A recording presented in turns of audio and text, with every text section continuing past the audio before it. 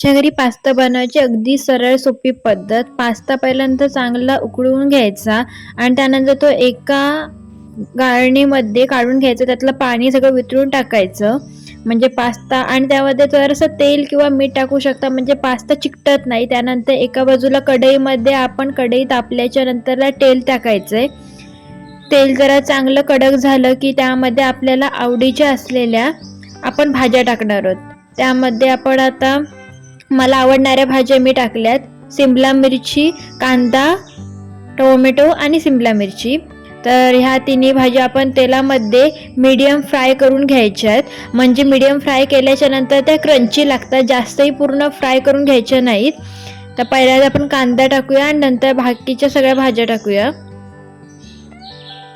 भाज्या एकदम खरपूस पण नाही भाजायच्या, एकदम मीडियम भाजायच्या त्या, म्हणजे भाज्यांचा जो क्रंचीनेस असतो तो चांगला येतो पास्तामध्ये. तर 2-3 मिनटं अशा परतून घ्यायच्या आणि परतून झाल्याच्या नंतरला आपल्याला त्याच्यामध्ये सोया सॉस, चिली सॉस आणि तुमच्याकडे असेल तर रेड चिली सॉस पण टाकू शकता. तर पहिल्यांदा आपण टॉमॅटो केचप यूज करूया, त्याच्याने टेस्ट अमेझिंग येते. तर टॉमॅटो केचप टाकायचं आपल्याला, तुमच्या आवडीनुसार टाका. त्यानंतर आपल्याला सोया सॉस टाकायचा आहे. मी डार्क सोया सॉस इथे यूज केला आहे. तर तो तुमच्या आवडीनुसार घाला, कारण त्यामध्ये ऑलरेडी सॉल्ट असतं, त्यामुळे सॉल्ट थोडं टाकताना कमी टाका, नाही तर टेस्ट बिघडू शकते. तर सोया सॉस, टोमॅटो केचप मी 2च टाकत आहे इथे, मला जास्त सॉस नको आहेत. मी खूप सिंपल पद्धतीने करत आहे इथं. तर त्यानंतर ते टाकल्याच्या नंतरला आवश्यकतेनुसार आपण त्यामध्ये थोडंसं मीठ टाकणार आहोत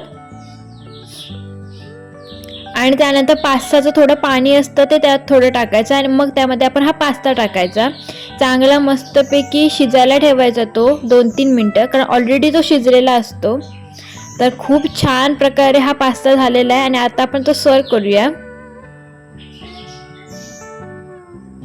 किती मस्त फुगलाय पण पास्ता आणि सगळी लेयर पण दिसते त्याच्यामध्ये.